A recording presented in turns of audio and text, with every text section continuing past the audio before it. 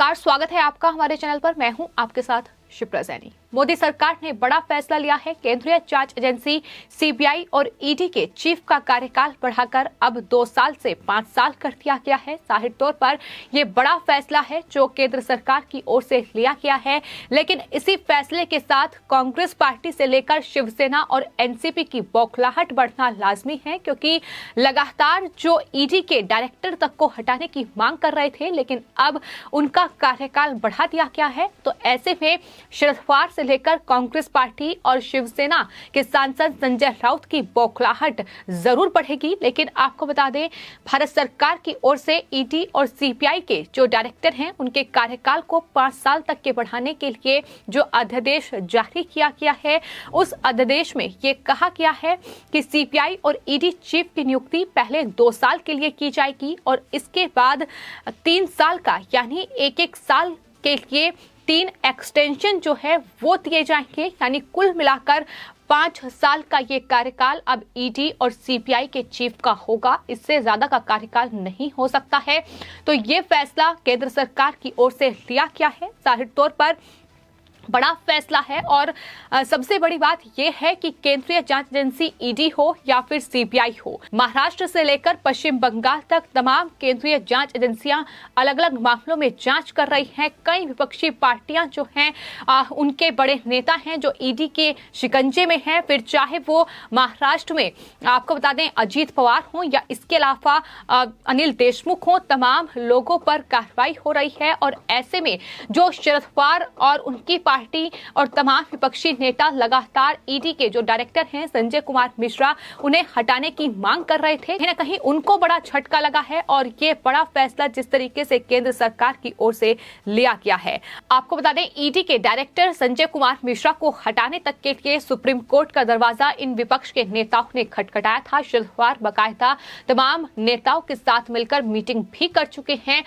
देखा गया है कि किस तरीके से केंद्रीय जांच एजेंसी सीबीआई हो या फिर ईडी हो, इनको लेकर बौखलाहट तमाम विपक्षी नेताओं की बार बार सामने आई है। तमाम बड़े आरोप जो हैं वो लगाए गए हैं कि केंद्र सरकार केंद्रीय जांच एजेंसियों का गलत इस्तेमाल कर रही है। लेकिन अब यही सीबीआई और ईडी के जो मौजूदा डायरेक्टर हैं इनका कार्यकाल बढ़ाया गया है, यानी विपक्ष की मुश्किलें अब बढ़ेंगी। उन तमाम नेताओं के लिए बड़ा झटका है जो लगातार ईडी और सीबीआई पर सवाल खड़ा कर रहे थे। बात अगर संजय राउत की जाए तो आपको बता दें, शिवसेना यानी महाराष्ट्र में उद्धव ठाकरे सरकार में कई नेता और कई मंत्री ऐसे हैं जो इन केंद्रीय जांच एजेंसियों की रडार पर हैं बड़े भ्रष्टाचार और घोटालों के मामले में। लेकिन शिवसेना के सांसद संजय राउत कितने ज्यादा ईडी और सीबीआई से डरे हुए हैं, बौखलाए हुए हैं, ये उनके एक ट्वीट से साफ तौर पर समझ में आता है। सीबीआई और ईडी की वो तुलना कुत्ते से कर चुके हैं। तो ये है तमाम विपक्षी पार्टियों की असलियत की किस तरीके से केंद्रीय जांच एजेंसियों की रडार पर हैं और उल्टा केंद्रीय जांच एजेंसियों पर ही इस तरीके से तमाम आरोप उनकी तरफ से लगाए गए हैं। लेकिन फिलहाल केंद्र सरकार ने ये बड़ा फैसला लिया है। आपको बता दें, 1997 से पहले सीबीआई के जो डायरेक्टर है उनका कार्यकाल कोई निश्चित नहीं हुआ करता था और उन्हें केंद्र सरकार द्वारा किसी भी समय छुट्टी दी जा सकती थी। हालांकि विनीत नारायण के फैसले में सुप्रीम कोर्ट ने सीबीआई के जो डायरेक्टर हैं उनके लिए कम से कम 2 साल का कार्यकाल तय किया ताकि अधिकारी को स्वतंत्रता के साथ काम करने की अनुमति मिल सके। लेकिन अब इसी में ही संशोधन किया गया है और नया अध्यादेश जो है, 2 अध्यादेश वो केंद्र सरकार की ओर से जारी किए गए हैं, जिसमें साफ लिखा गया है कि सीबीआई और ईडी के जो डायरेक्टर होंगे, जो चीफ होंगे, उनकी जो नियुक्ति है वो 2 साल के लिए ही होगी। लेकिन एक साल का एक्सटेंशन दिया जाएगा, यानी इस तरीके से 3 एक्सटेंशन जो हैं वो हर चीफ को मिलेंगे। ये बड़ा फैसला केंद्र सरकार की ओर से लिया गया है। आपको बता दें, फिलहाल जो सीबीआई के डायरेक्टर हैं वो दरअसल सुबोध कुमार जायसवाल हैं, जिनकी नियुक्ति हाल ही में 25 मई 2021 को हुई थी और फिलहाल वो कई बड़े मामलों की जांच कर रहे हैं। फिर मामला पश्चिम बंगाल से जुड़ा हो, नाटा स्टिंग केस हो या इसके अलावा कई दूसरे मामले हैं। महाराष्ट्र में अगर बात की जाए तो आपको बता दें, जो वसूली रैकेट का पूरा मामला है उसकी जांच भी सीबीआई कर रही है अनिल देशमुख पर। तो ये तमाम बड़ी हाई प्रोफाइल जांच है जो फिलहाल उनके नेतृत्व में ही चल रही है। और वही बात अगर ईडी की जाए तो आपको बता दें, संजय कुमार मिश्रा जो कि आईआरएस अधिकारी हैं वो दरअसल ईडी के डायरेक्टर हैं और फिलहाल जो एक हाई प्रोफाइल मामला है वो उद्धव ठाकरे सरकार में महाराष्ट्र में जिसकी जांच हो रही है वो है महाराष्ट्र स्टेट कोऑपरेटिव बैंक घोटाला। 25,000 करोड़ रुपए का ये घोटाला है जिसमें शरद पवार को भी ईडी समन भेज चुकी है। इसके अलावा उनके भतीजे अजीत पवार पर भी शिकंजा ईडी के द्वारा कसा किया है। तो ये तमाम बड़े और अहम मामले हैं जिनकी जांच फिलहाल हो रही है।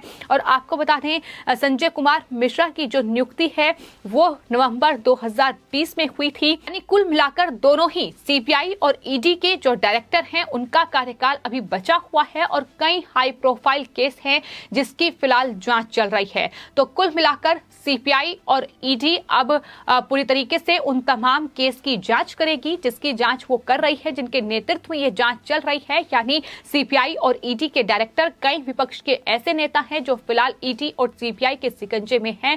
जैसा कि हमने आपको बताया कि महाराष्ट्र और पश्चिम बंगाल दो ऐसे राज्य हैं जहां बड़े और हाई प्रोफाइल घोटालों में फिलहाल ये केंद्रीय जांच एजेंसी जांच कर रही है। और यही वजह है कि लगातार विपक्ष की बौखलाहट देखने को मिली है। फिर चाहे वो कांग्रेस पार्टी हो जिसने हाल ही में राफेल डील को लेकर एक बड़ा बयान दिया था। उन्होंने कहा था कि दरअसल ईडी और सीबीआई के साथ सांठगांठ करके राफेल डील को दफनाने का एक लंबा खेल चल रहा है।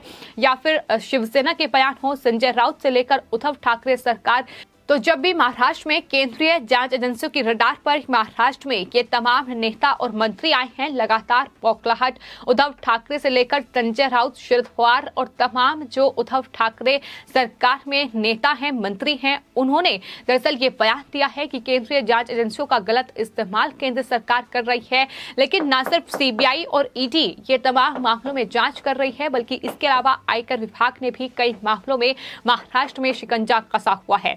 तो फिलहाल महत्वपूर्ण मामले हैं जिसकी जांच चल रही है। लेकिन इतना तय है कि ईडी के चीफ संजय कुमार मिश्रा और सीबीआई के चीफ जो हैं सुबोध कुमार जायसवाल, जिनका कार्यकाल अब बढ़ चुका है, जाहिर तौर पर आने वाले वक्त में मुश्किलें जो हैं वो उद्धव ठाकरे सरकार की बढ़ने वाली हैं। और यही वजह है कि माना जा रहा है कि बौखलाहट इनकी बयानों में साफ तौर पर सामने आएगी। आपको बता दें महाराष्ट्र में अगर बात की जाए तो महाराष्ट्र में अनिल देशमुख से लेकर अनिल परब, अजीत पवार, शरद पवार, उद्धव ठाकरे के बेटे आदित्य ठाकरे, संजय राउत और उनकी जो परिवार है, उनके तमाम जो रिश्तेदार हैं, अलग अलग नेताओं के वो अलग अलग मामलों में फंसे हुए हैं। और अलग अलग मामलों में न जाने कितने ऐसे मामले हैं, लंबी चौड़ी फहरिस्त है जिसमें ये केंद्रीय जांच एजेंसी फिलहाल जांच कर रही है।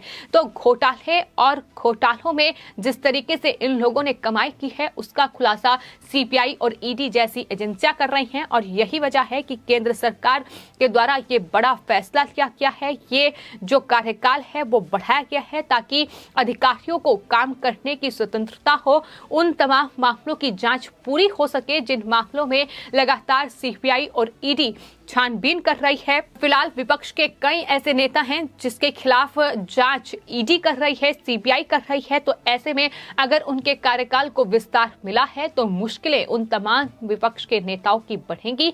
हालांकि लगातार विपक्ष की तरफ से बौखलाहट भी सामने आ रही है, लेकिन जो तमाम ये लोग सुप्रीम कोर्ट तक का दरवाजा खटखटा चुके थे, संजय कुमार मिश्रा और सुबोध कुमार जायसवाल जैसे डायरेक्टर को हटाने के लिए अब उनकी अवधि बढ़ चुकी है। यानी मुसीबत अब तमाम नेताओं की बढ़ी है जिन पर सीबीआई और ईडी की तलवार लटकी हुई है। आने वाले वक्त में कई ऐसे नेता हैं जो बड़े घोटाले में गिरफ्तार भी हो सकते हैं। फिर चाहे बात वो महाराष्ट्र स्टेट कोऑपरेटिव बैंक घोटाले की जाए जिसमें महाराष्ट्र में मुख्यमंत्री हैं अजीत पवार और शरद पवार के भतीजे हैं, उनकी गिरफ्तारी भी हो सकती है जिस तरीके से ईडी ने उन पर शिकंजा कसा है। इसके अलावा जो ट्रांसपोर्ट मिनिस्टर हैं अनिल परब, उन पर कई करोड़ की वसूली का आरोप लगा है। तो वहीं ट्रांसपोर्ट विभाग में वसूली उन्होंने की है, ट्रांसफर पोस्टिंग के नाम पर ये कमाई की है, ये भी एक बड़ा मामला है। और अनिल देशमुख की गिरफ्तारी ईडी कर चुकी है और माना जा रहा है कि महाराष्ट्र में ये वसूली रैकेट का खेल जो चल रहा है इसमें दरअसल आने वाले वक्त में भी बड़ी गिरफ्तारियां हो सकती हैं जब वसूली के इस आंकड़ा का खुलासा होगा तो ये लगातार बड़ी कार्रवाई है। हाई प्रोफाइल मामलों में जो चल रही है, पश्चिम बंगाल में शारदा स्कैम हो या फिर नारदा स्टिंग केस हो, उसमें लगातार सीबीआई और ईडी जैसी एजेंसियां छानबीन कर रही है। तो तमाम स्टेट में अलग अलग मामले हैं जिसमें तमाम केंद्रीय जांच एजेंसी छानबीन कर रही है और ऐसे में ये बड़ा फैसला केंद्र सरकार की ओर से लिया गया है, जिसमें सीबीआई और ईडी के जो चीफ हैं उनका कार्यकाल अब 2 साल से बढ़ाकर 5 साल कर दिया गया है। फिलहाल आपकी इस पूरे मामले पर क्या राय है, हमें कमेंट बॉक्स में जरूर लिखें और चैनल को सब्सक्राइब करें। धन्यवाद।